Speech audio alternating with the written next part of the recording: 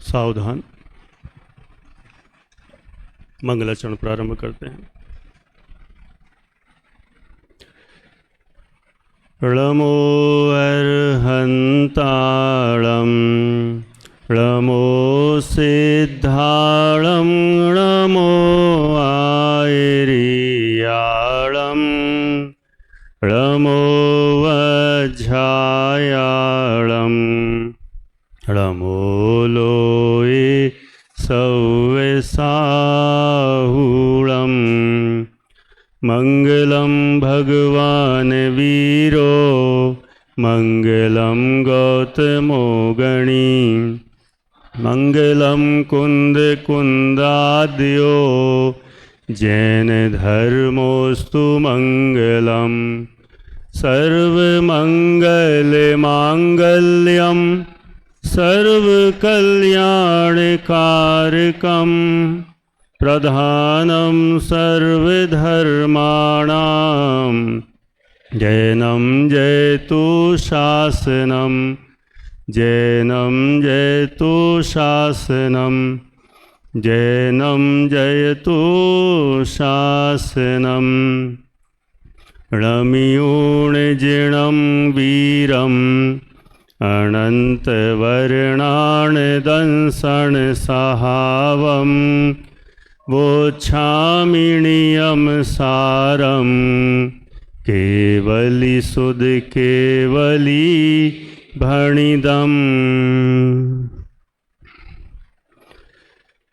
आचार्य कुंद देव की अनुपम रचना परमागम श्री नियमसार जी ग्रंथ, और इस ग्रंथ में लगातार विगत 5 दिनों से सुबह से लेके शाम तक सर्वत्र नियमसार जी ग्रंथ ही चल रहा है। अभी प्रथम प्रवचन के क्रम में नियमसार ही यहाँ से ले रहे हैं, और इस नियमसार जी ग्रंथ में परम भक्ति अधिकार और परम भक्ति अधिकार में भी प्रारंभिक गाथाएं हैं। मुख्य गाथा है 136 और 134, 135 और 136 तीनों गाथाओं को यहाँ से अपन लेंगे, और टॉपिक रखा है भक्ति मुक्ति दातार। सुना होगा सभी ने, क्या सुना है?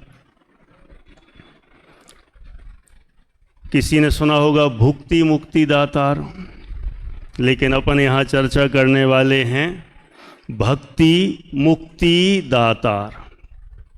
क्या आपको लगता है भक्ति कभी मुक्ति देने वाली हो सकती है? अभी भी अपन सब भक्ति करके ही आए हैं, खूब धूमधाम से, खूब बजा बजा के, खूब गा गा के, म्यूजिक के साथ पूरा मन से वचन से काय से पूरा रोमांचित होकर इतने अच्छे तरीके से भक्ति करके आए हैं। और यहाँ पर भी प्रकरण चल रहा है भक्ति मुक्ति दातार। भक्ति तो वास्तव में देखा जाए हर एक को करना चाहिए। भक्ति करना तो सभी का परम कर्तव्य है। लौकिक साहित्य में तो कहते हैं जो भक्ति के बिना पुरुष होता है उसके लिए कुछ कुछ उपमाएं दी हैं, जैसे जल रहित मछली, ऐसा कहा। जो भक्ति नहीं करता है वो जल रहित मछली के समान कहा। किसी ने ऐसा भी कहा जो भक्ति नहीं करता है ऐसा व्यक्ति मान लो पंख रहित पक्षी के समान है। कहीं पर ऐसा भी कहा जो भक्ति नहीं करता है ऐसा वह पुरुष चांद और तारे के बिना आकाश के समान है। इसका मतलब हमें साहित्यकार भी बताते हैं भक्ति तो करना ही चाहिए।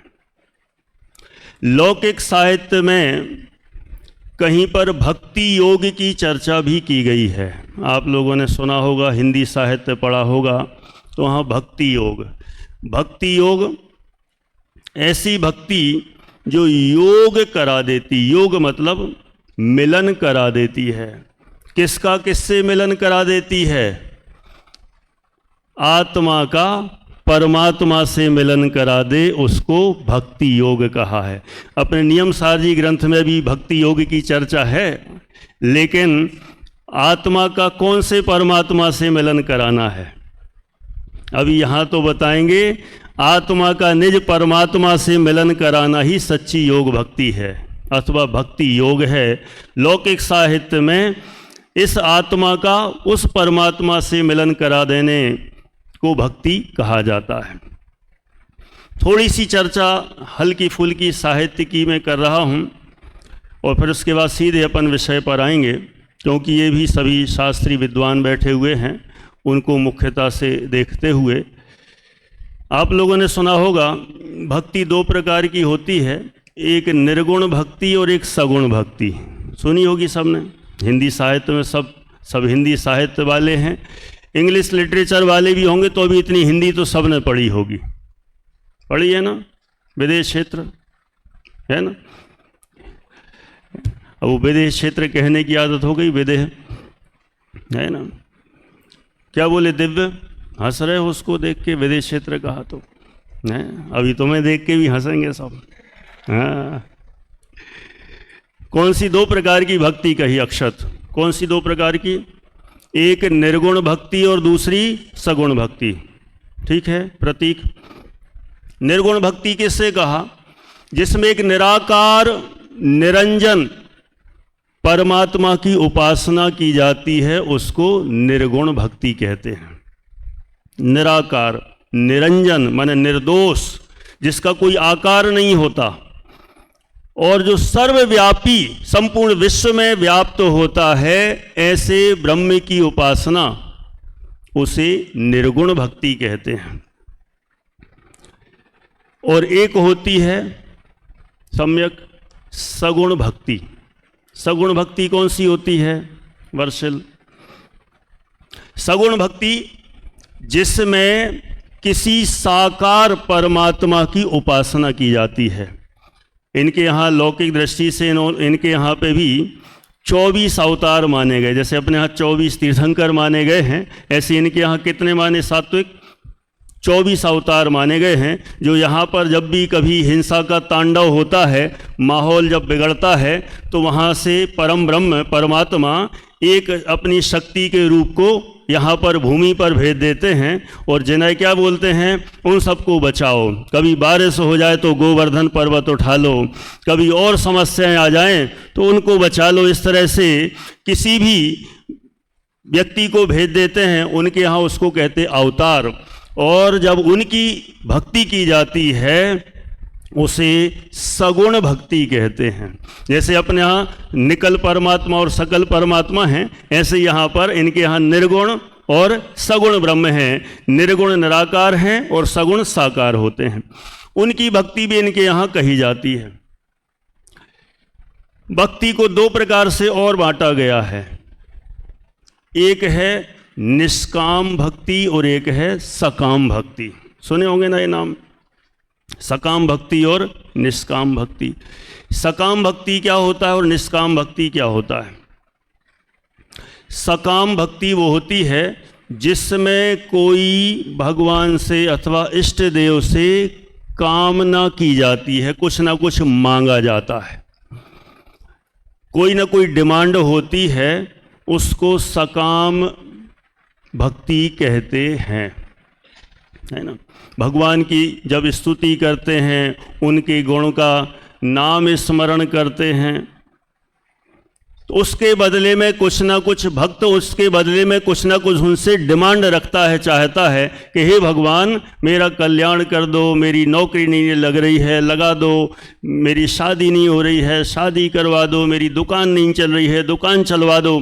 इस तरह से परीक्षा में एग्जाम देने जा रहे हैं, मुझे पास करवा दो। इस तरह से भगवान को जो नारियल चढ़ाते हैं, उनका नाम लेते हैं उनका स्तवन करते हैं, उसको कहते हैं सकाम भक्ति, है ना। और देखो भक्ति का वैसे ही लक्षण शास्त्रों में कहा गया है, कहीं तो नाम लेने को भी भक्ति कहा, अपने पंडित दयानंद राय जी ने ही कहा और किसी ने नहीं। पंडित दयानंद राय जी की पूजन के अंतिम 2 लाइन हैं, ध्यान है किसी को? नंदीश्वर जिन धाम प्रतिमा महिमा को कहे, दयानत लीनो नाम यही भगति। माने भगवान का नाम लेना ही भक्ति है, भगवान के नाम लेने को भी भक्ति कहते हैं। भक्ति का लक्षण और भी जगह लिखा है, गुणेषु अनुरागः भक्ति, गुणों में अनुराग करना उसको ही भक्ति कहते हैं। तो यहाँ पर किसी इष्ट देवता के गुणों में अनुराग करना उसको भक्ति कहा, लेकिन भक्ति के बदले में कुछ डिमांड हो तो उसको कौन सी भक्ति कहा?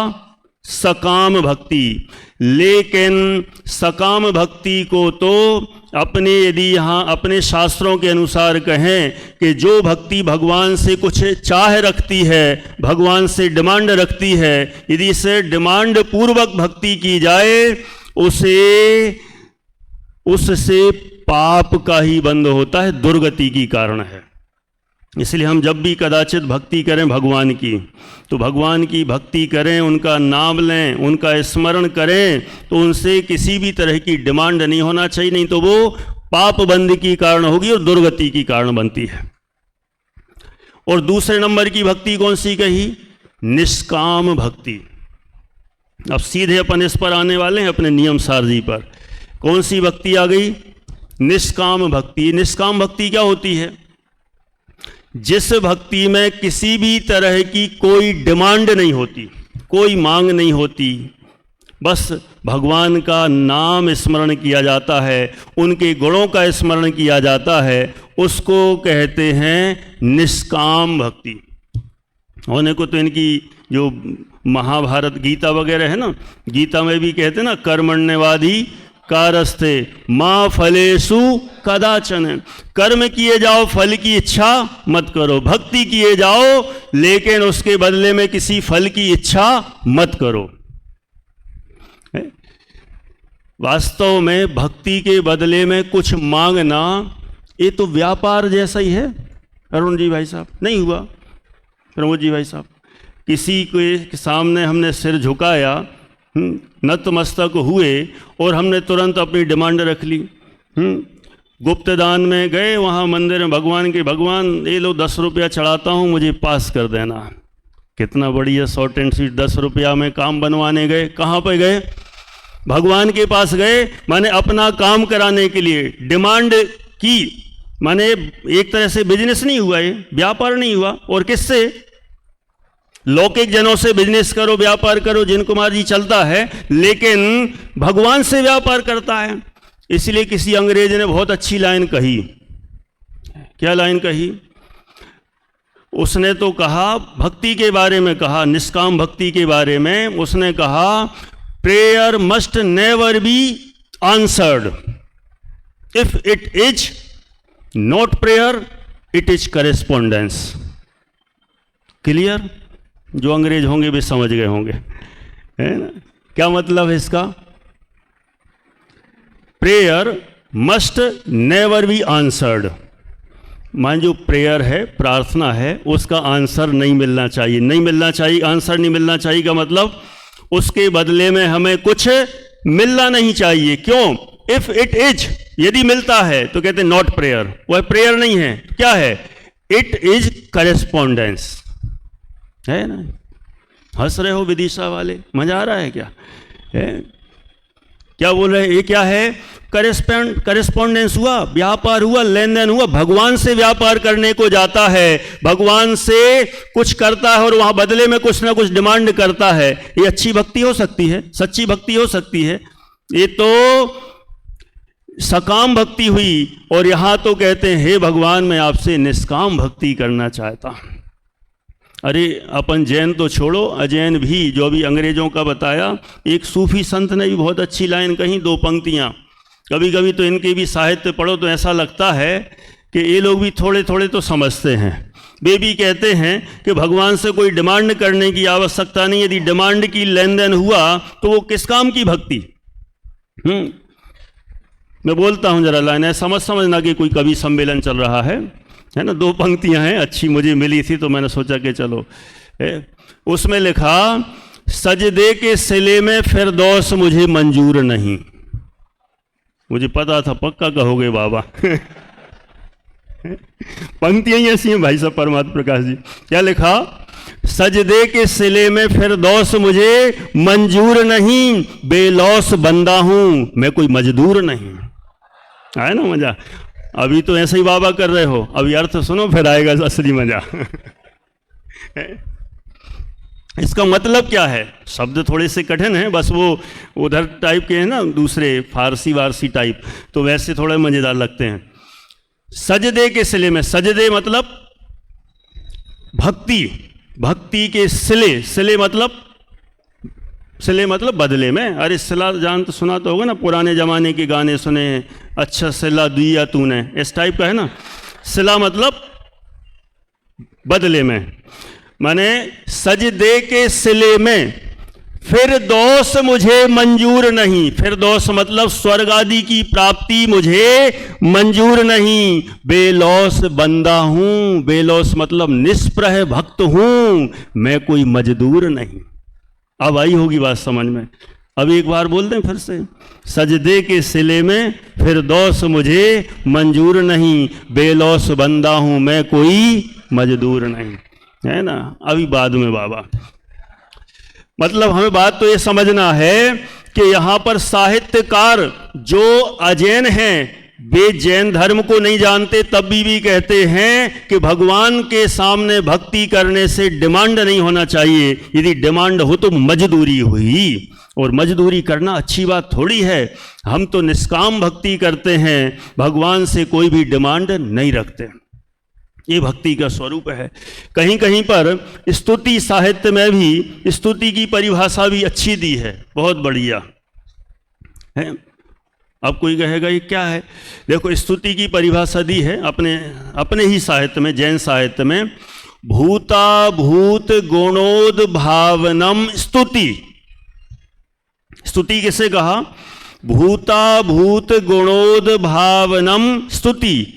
भूत माने विद्यमान और अभूत माने अविद्यमान।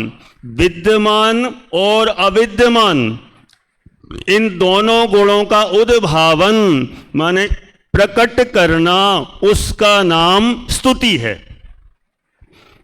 और ऐसी स्तुति तो अपन भी करते हैं शास्त्रों में, भक्तियों में। अब जरा चेक कर लेना, अपन जितनी भी भक्तियां पढ़ते हैं तो कहीं भगवान के विद्यमान गुणों का वर्णन भी करते हैं, और जो गुण उनमें विद्यमान नहीं है, कमल जी पंडित जी साहब, हम उनका भी बखान करते रहते हैं। जैसे अपन कहते हैं कि अष्टकर्म नाश किए ऐसे सिद्ध देव हैं। ये कौन से गुण हैं, विद्यमान गुण हैं। चार घाती कर्म नासे ऐसे अरहंत हैं, ये विद्यमान गुण हैं, है ना। और अनंत चतुष्टयधारी श्री भगवंत हैं, जो अनंत चतुष्टय के धारी हों अथवा अष्ट गुणों के धारी हों। सिद्ध भगवान की जो अपन भक्ति करते हैं, कैसे करते हैं भक्ति, सम्यक्त सुदर्शन ज्ञान, अगुरु लघु अवगाहन, सूक्ष्मत्व वीर गुण खान, निर्वादित सुख वेदन, ये भगवान में विद्यमान गुण हैं। तो भगवान के जो वास्तव में एक्चुअल गुण हैं, उन गुणों का उद्भावन प्रकट करना, आ जाओ, उसको स्तुति कहते हैं। और देखो कुछ तो ऐसे गुण हैं जो वास्तव में उनमें है ही नहीं, फिर भी अपन कहते हैं। ऐसे कौन से गुण हैं, अपन ये जो भक्तियाँ पढ़ते ना, इन भक्तियों में ऐसे गुणों की चर्चाई है जो भगवान में भी है ही नहीं।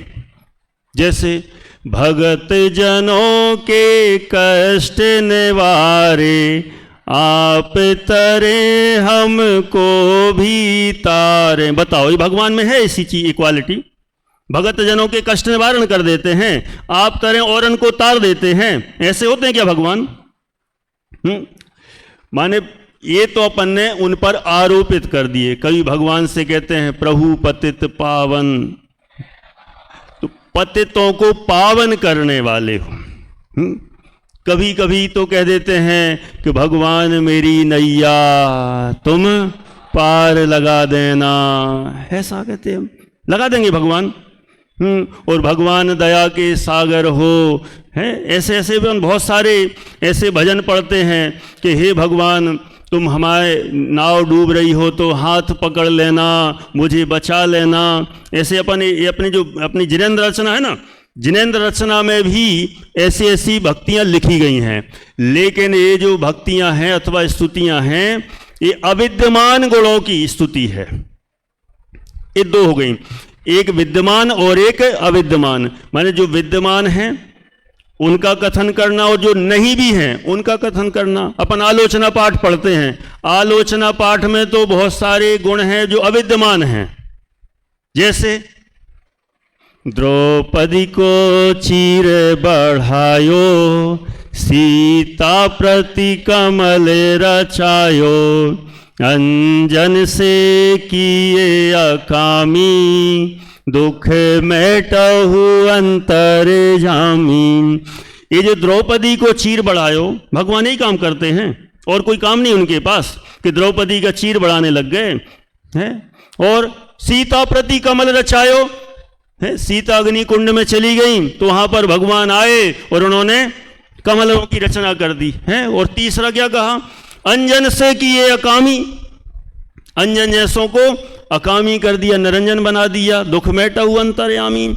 इस तरह से भगवान पर ऐसे गुणों का आरोप करना और ऐसे गुणों से स्तुति करना, इसको कहते हैं अभूत, माने अविद्यमान।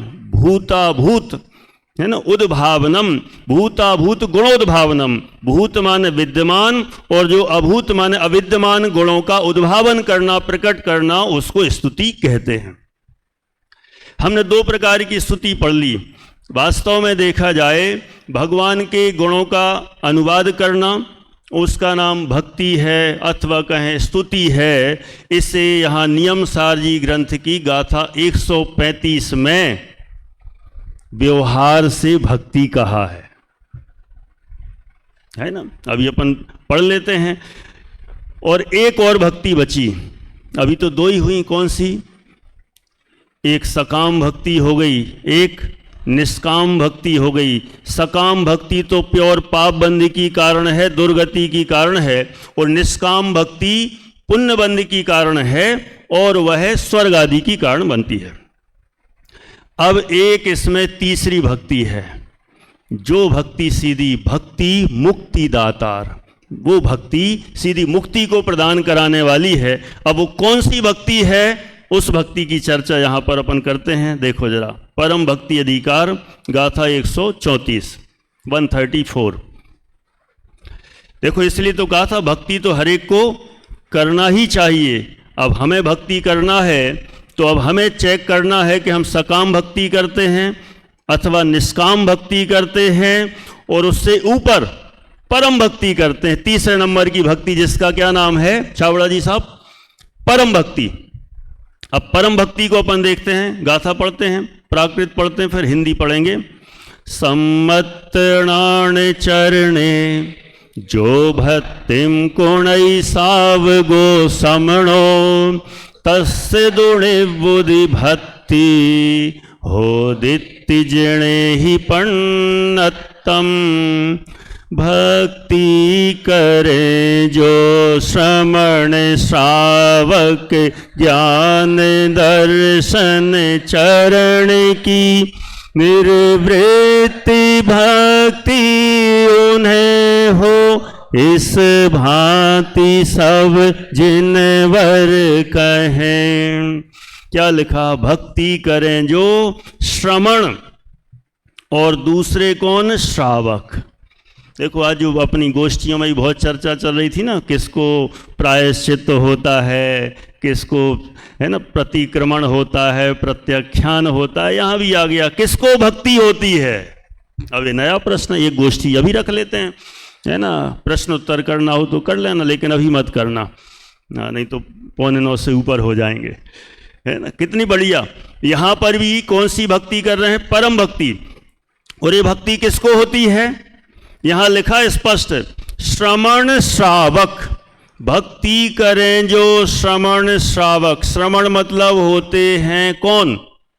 जो श्रम करते हैं वे श्रमण होते हैं ना। दादा ने लिखा ना, श्रमण की परिभाषा दी है ना। ध्यान है ना किसी को? पंक्तियां याद हैं? नहीं भी याद हो तो क्या हुआ, है ना। जो श्रम करते हैं वे श्रमण होते हैं, और असली श्रम करने वाले तो मुनिराज होते हैं। क्यों?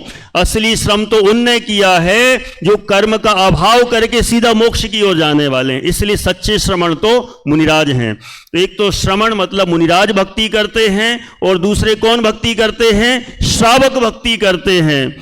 भक्ति करें जो श्रमण श्रावक, लेकिन सावधान, श्रमण मतलब मुनिराज और श्रावक मतलब कौन से श्रावक?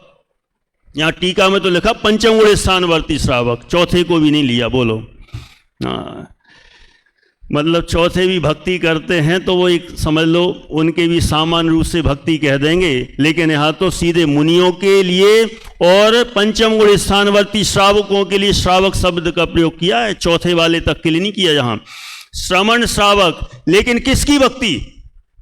पंचतीर्थ जनालय की? कहां की? तीर्थ क्षेत्रों की, भगवान की, देवशास्त्र गुरु की। किसकी भक्ति? बोलो प्रतीक, किसकी भक्ति? भक्ति करें जो श्रमण श्रावक, ज्ञान दर्शन चरण की। अरे वो तो पहले ही हो गई कि गुणों में अनुराग करना, उनके भूत मन विद्यमान गुणों में अनुराग करना, इस भक्ति की तो चर्चा हो गई। अब उस भक्ति की बात चल रही जो सीधी मुक्ति प्रदान कराने वाली है, उस भक्ति की बात चल रही है। तो वे किसकी भक्ति करते हैं? ज्ञान दर्शन चरण की। ज्ञान मतलब सम्यक ज्ञान, दर्शन मतलब सम्यक दर्शन, और चरण मतलब सम्यक चारित्र की भक्ति करते हैं। कैसे करते होंगे? कैसे करते होंगे? दिव्य कैसे करते होंगे? अर्घ्य चढ़ाते होंगे, और क्या? रत्नत्रय को, है ना। ओम ह्रीम श्रीम रत्नत्रयेभ्यो। कैसा? रत्नत्रय पूजन करते होंगे। क्यों? ओम ही हो ना, पक्का ना। चलो ठीक है, बहुत सारे नाम याद हो गए हैं। कई लोग ऐसे नाम लेते हैं ना, तो कई लोग बोलते हैं कि इतने सारे नाम याद हैं, यहीं आ गए क्या? मैंने हम गए कहाँ थे? हैं यहीं तो बसे हैं। ठीक है, सुनना ध्यान से। तो मुझे मज़ा आता है बच्चों विद्यार्थियों के बीच में अच्छे नाम भी याद करो, सबसे पहचान मिलता जुलना अच्छा लगता है, इसलिए नाम भी याद कर लेते हैं। सुनना, अक्षत, ध्रुव, क्या बोल रहे हैं यहाँ पर? श्रवण, ज्ञान दर्शन चरण की, माने सम्यक दर्शन, सम्यक ज्ञान और सम्यक चारित्र की भक्ति। तो भक्ति कैसे होती है? म्यूजिक के साथ, गाते बजाते। इनकी भक्ति ऐसे नहीं होती है। इनकी भक्ति तो कब है? जब आत्मा में ही सम्यक दर्शन प्रकट हो जाए, सम्यक ज्ञान प्रकट हो जाए और सम्यक चारित्र प्रकट हो जाए, उसी का नाम भक्ति है। यहाँ पर कोई उनके सामने सिर झुकाना है, नाम लेना है, अर्घ्य चढ़ाना है, ऐसी भक्ति नहीं करना है। सम्यक दर्शन ज्ञान चारित्र प्रकट हो जाने को ही यहाँ पर भक्ति कहा, और उसको क्या नाम दिया? ज्ञान दर्शन चरण की निर्वृत्ति भक्ति उन्हें हो। निर्वृत्ति भक्ति मतलब निर्वाण भक्ति, मोक्ष भक्ति उन्हें हो। माने असली मोक्ष भक्ति, निर्वाण भक्ति तो उनको ही है जिन्होंने रत्नत्रय प्रकट कर लिया है। उन्हें हो इस भांति सब जिनवर कहें। और ये बात देखो, गाथा में से तो पढ़ी, टीका में और देख लें जरा, देखना हो तो देख लो। देखो ऊपर लिखा इसी की गाथा की टीका में। संस्कृत में देखना कि हिंदी में?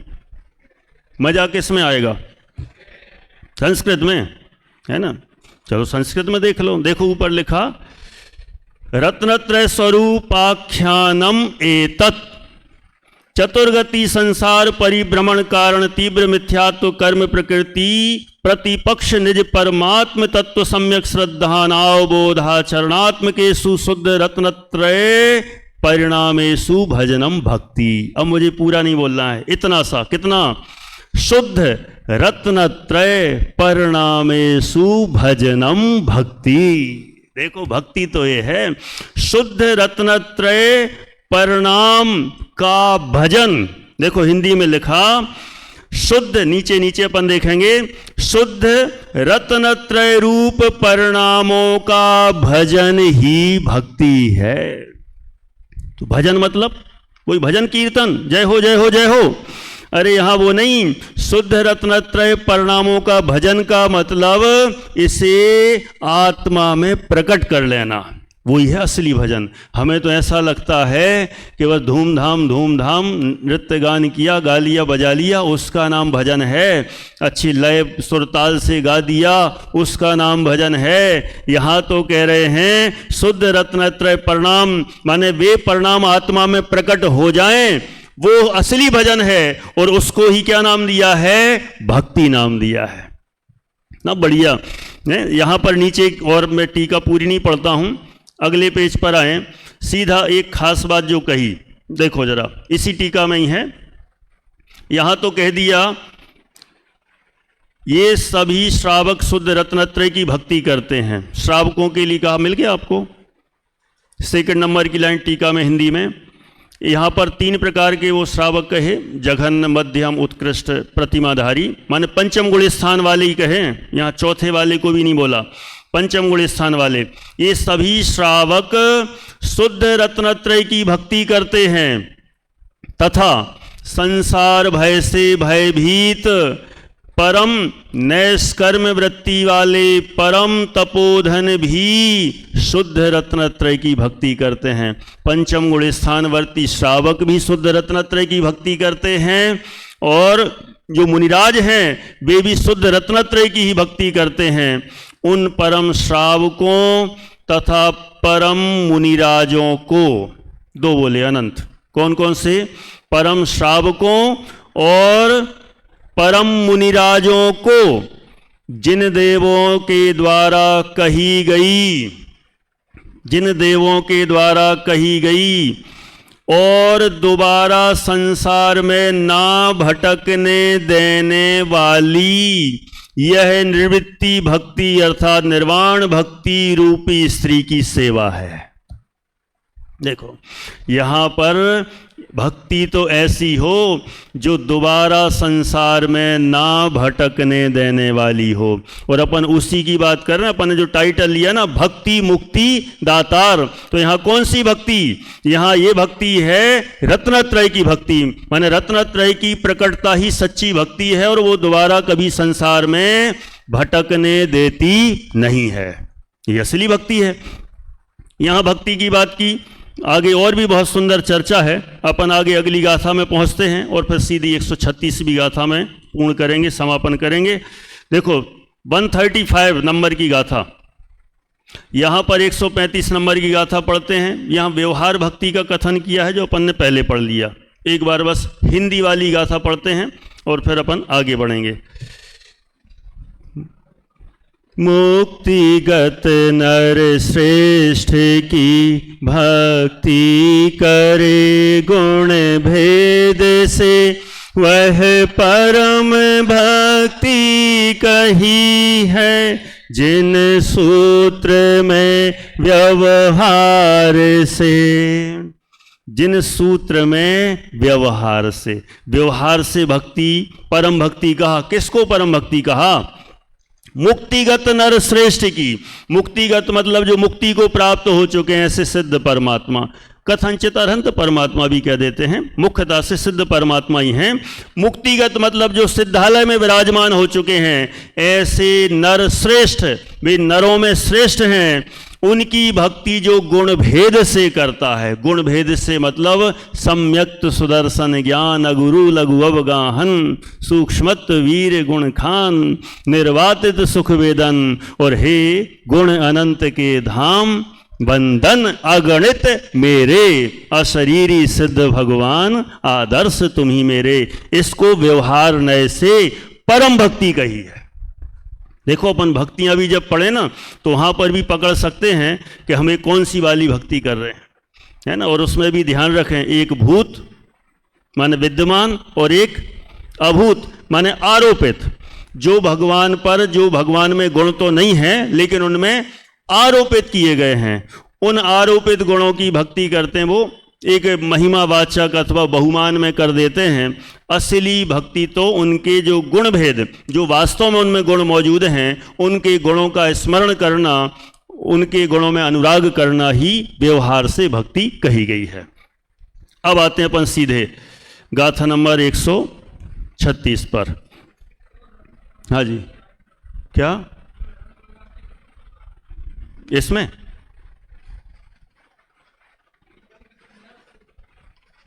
देखो पढ़ता हूं टीका।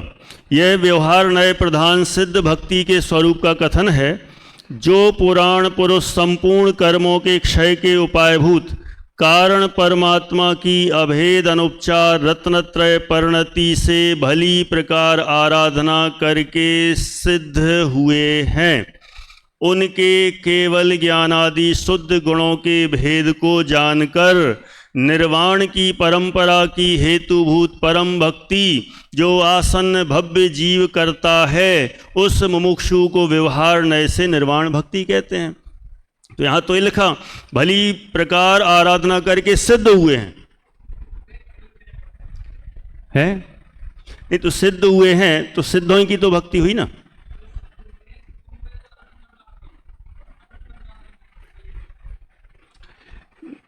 नहीं, यहाँ चलो ठीक है, अपन अलग से चर्चा कर लेंगे। बाकी यहाँ पर जो टीका में यहाँ लिखा है, होने को तो अरहंती की करो सिद्ध की करो, कहीं समस्या नहीं है।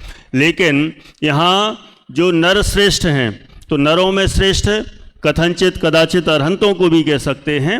लेकिन अपन यहाँ पर जो भली प्रकार आराधना करके सिद्ध हुए, उनके सिद्ध हुए हैं, उनके केवल ज्ञानादि शुद्ध गुणों के भेद को जानकर। तो अरहंत कहां से आ गए? है सिद्ध ही लिखा ना, सिद्ध हुए हैं उनके केवल ज्ञान आदि। तो केवल ज्ञान तो सिद्धों के भी हैं।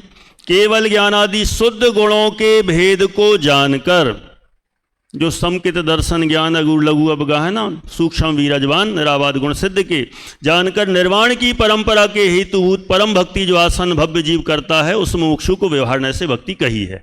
अब अपन अंतिम पड़ाव पर आते हैं, गाथा नंबर 136। अब देखो 136 नंबर गाथा में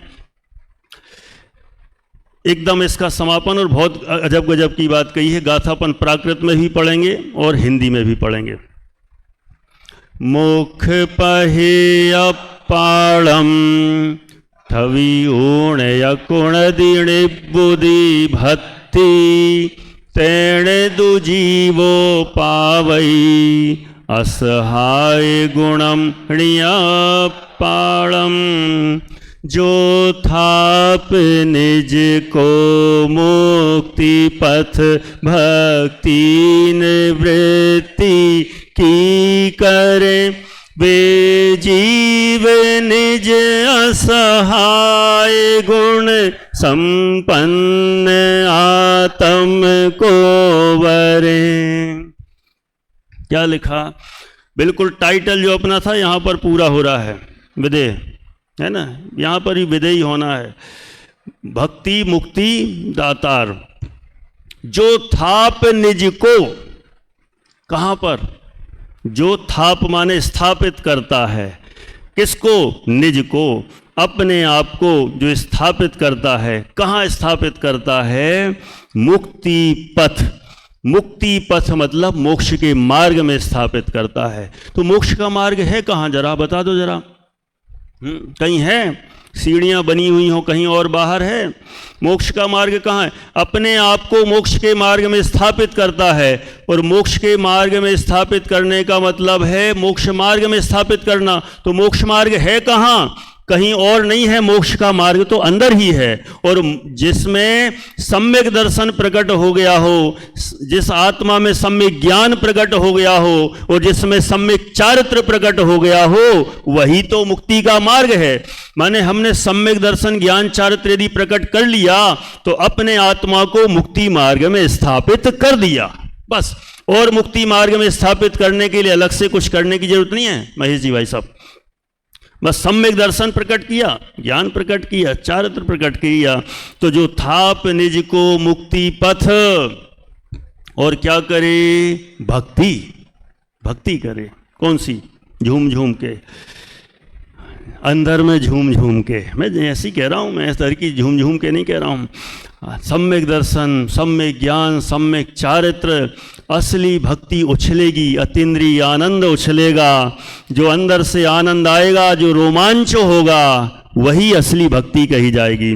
तो जो थाप निज को मुक्ति पथ भक्ति निवृत्ति की करे। भक्ति किसकी की उसने? निवृत्ति, मतलब मोक्ष की, निर्वाण की भक्ति की। तो जो थाप निज को मुक्ति पथ भक्ति निवृत्ति की करे, बेजीव निज असहाय गुण संपन्न आत्म को वरें। बेजीव किसको वरते हैं? बेजीव निज असहाय। निज मतलब मैं स्वयं कैसा हूं? असहाय है। असहाय कौन होता है? कितना खराब सा लगता है, ये असहाय है, इसका कोई सहायक नहीं है। लेकिन यहाँ कौन सा सहाय लेना है? जैसे वो शब्द नहीं, एक भगवान दास है ना, एक तो होते हैं भगवान के दास और एक होते हैं भगवान हैं दास जिनके, वे भगवान दास। ऐसे यहाँ पर कौन कौन? वो तो प्रतीक, बोलो सम्यक। एक तो भगवान दास हो गए, और यहाँ किसकी बात कर रहे हैं? असहाय। एक वो असहाय हैं जिनका कोई, प्रमोद जी भाई, सब सहायक नहीं, और एक वो असहाय हैं जिनको किसी की सहायता की आवश्यकता नहीं। ऐसा अपना आत्मा जिसको किसी की सहायता की आवश्यकता नहीं है। वे जीव निज असहाय गुण संपन्न आत्म को वरें। वे असहाय गुण से संपन्न आत्मा को वर्ण करते हैं, आत्मा को प्राप्त करते हैं। वास्तव में जिसने ऐसे आत्मा को प्राप्त किया, वही सच्चे रूप में भक्ति करता है, और जो भक्ति करता है वो मुक्ति की प्राप्ति करता है। वास्तव में ऐसा आत्मा, इसको हमें मुक्ति पथ में स्थापित करना है। अभी जो इसके पूर्व में अच्छी चर्चा इसमें आ रही थी ना, प्रत्यक्षान अधिकार में, उसमें तो इतनी अच्छी एक गाथा, वो कल गोष्ठी में भी शायद अनेकांत नहीं बोली थी, अपने यहाँ पर भी अपन विधान में भी पढ़ चुके। वो गाथा कौन सी थी? मम ज्ञान में है आत्मा, दर्शन चरण में आत्मा, अरे योग संवर और प्रत्याख्यान में है आत्मा। माने ऐसा आत्मा जो कहाँ है? मम ज्ञान में है आत्मा, दर्शन चरण में आत्मा, अरे योग संवर और प्रत्याख्यान में आत्मा। देखो ऐसा उल्टा सा नहीं लगता? ज्ञान में आत्मा है कि आत्मा में ज्ञान है? कई लोगों को तो ऐसे ही लगता होगा, ये उल्टा सा नहीं लग रहा? आत्मा में, यहां तो कह रहे मम ज्ञान में है आत्मा, दर्शन में आत्मा, चारित्र में आत्मा, योग में आत्मा, संवर में आत्मा, प्रत्याख्यान में आत्मा। ऐसा है कि कुछ उल्टा है? ज्ञान में आत्मा है कि आत्मा में ज्ञान है? बोलो भाई जी जिन कुमार। अरे सबके आत्मा में ज्ञान है ना? है ना? जितने यहां बैठे सबके है ना? हाँ, कमल जी साहब कुछ बोल रहे हैं। हाँ, धन्य है वे आत्मा है। कौन से आत्मा धन्य हैं? जिनके आत्मा में ज्ञान है वे? नहीं नहीं नहीं नहीं, अरे वो तो सबके आत्मा में ज्ञान है, सबके आत्मा में ज्ञान है, इसमें कुछ दम नहीं। और डायलॉग बोल दूं मजेदार, अब भी याद आ गया है। सबके आत्मा में ज्ञान है, इसमें कुछ दम नहीं, और जिनके आत्मा में ज्ञान है वे किसी से कम नहीं। है ना मजेदार? माने आत्मा में ज्ञान है, ये तो सबके ही है, लेकिन जिनके ज्ञान में आत्मा है वो बड़ी बात है। ऐसी विशेषता। यहाँ पर हम कौन सी आत्मा की, उसी आत्मा की बात कर रहे हैं, वह आत्मा कि वे जीव निज असहाय गुण संपन्न आत्म को वरें, कि ऐसे असहाय गुण से संपन्न आत्मा का वर्ण करते हैं। देखो 2 मिनट और ये टीका करते हैं, थोड़ी सी बस पढ़ता हूं मैं, और फिर जो खास बात है बस उस पर चर्चा करेंगे। यहाँ लिखा, यह निज परमात्मा की भक्ति के स्वरूप का कथन है। किसके स्वरूप का कथन है? कौन से परमात्मा?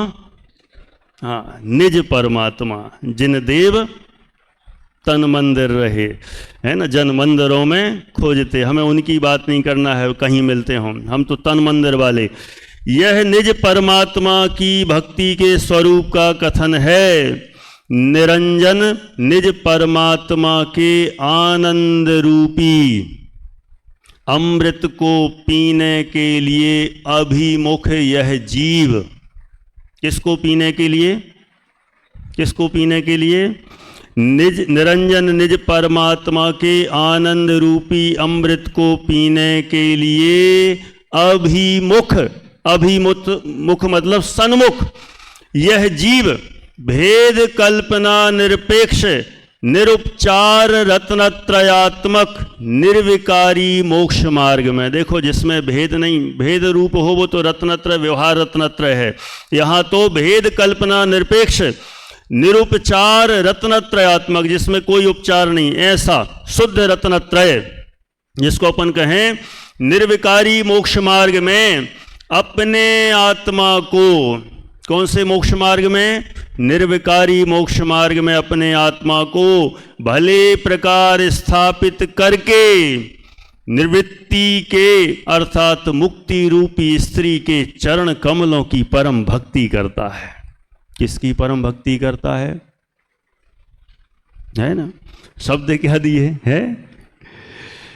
फिर से पढ़ूं, भले प्रकार स्थापित करते अपने आत्मा को, भले प्रकार कहाँ स्थापित करके? मोक्ष मार्ग में।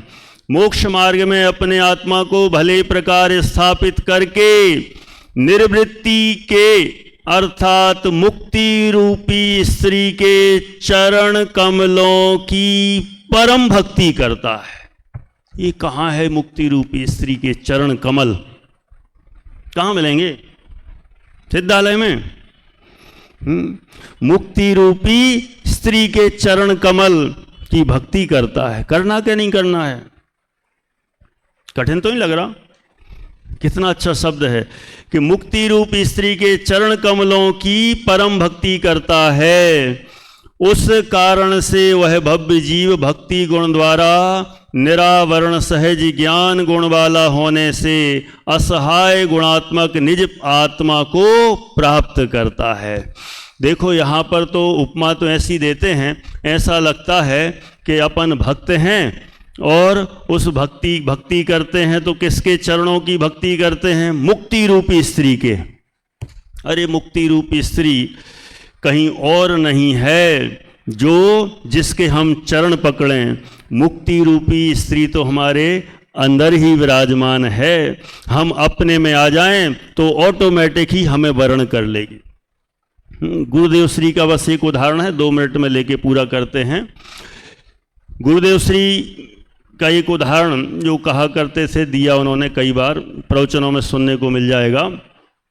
वो कहते कि कौन सा वह पुरुष है जो मुक्ति वधू को वरण करेगा? उसके लिए उन्होंने उदाहरण दिया कि कोई एक लड़का लड़की को देखने जाता है। किसको देखने जाता है? बहुत ध्यान से सुन रहे हो, मानो हम भी जाएंगे कभी, है ना। लेकिन ऐसी गलती नहीं करना जो यहाँ बता रहे हैं।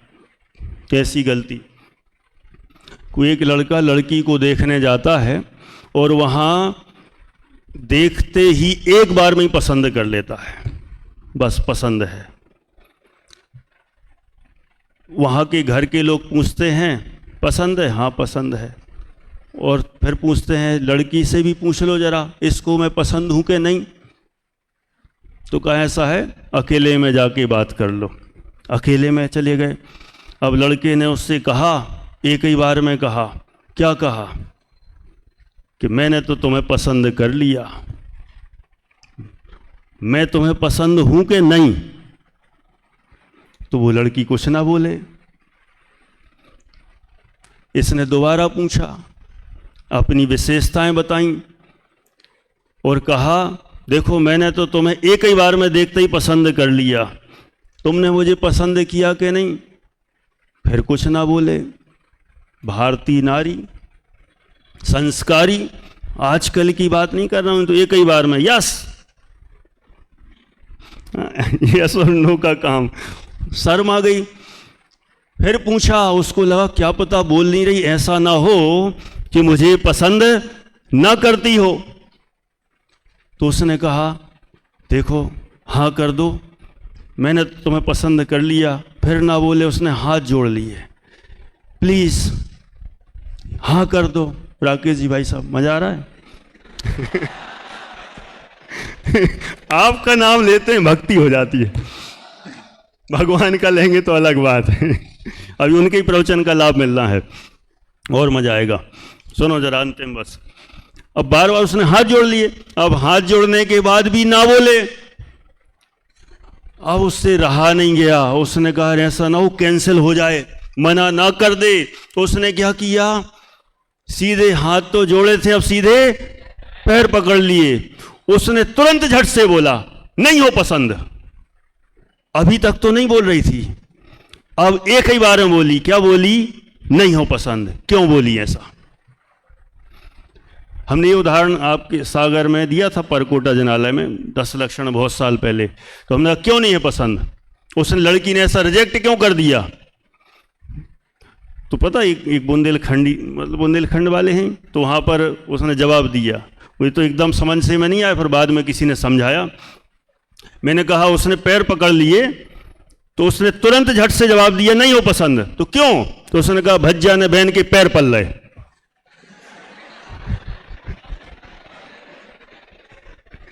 आ गई समझ में?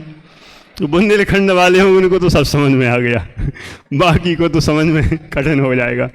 नहीं आया ना? मतलब इसका मतलब ये है, वो व्याख्यान करना पड़ेगी, संस्कृत टीका टाइप करना पड़ेगी।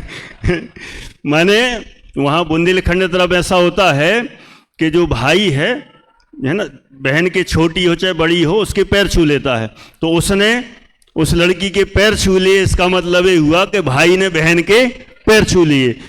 उसने सोचा कि जो पुरुष इतना कमजोर है, जो अपने आप में इतना डरता है, जिसको अपनी योग्यता पर भरोसा नहीं है, जो हमारे सामने झुक जाता है, पैर पकड़ लेता है, ऐसे पुरुष का मैं वरण नहीं कर सकती। मुझे तो ऐसा पुरुष चाहिए जो अपने आप में, जिसको आत्मविश्वास हो, जिसके अंदर गुण हो, जिसके अंदर इस तरह की कमी ना हो। ऐसे ही पुरुष को मैं वरण करूंगी। तो ऐसी मुक्ति रूपी सुंदरी किसका वरण करेगी? ऐसे पुरुष का वर्ण करेगी जो रत्नत्रय से युक्त हो, जिसके अंदर रत्नत्रय की भक्ति हो, जिसके अंदर रत्नत्रय स्वरूप आत्मा में रमण हो। ऐसे ही पुरुष को मुक्ति वधू वरण करती है। इसीलिए रत्नत्रय रूपी भक्ति को हम करें और सम्यक दर्शन ज्ञान चारित्र प्राप्त करें, और ऐसी भक्ति के द्वारा मुक्ति की प्राप्ति करें। इसी भावना से यहाँ पर ही विराम लेते हैं।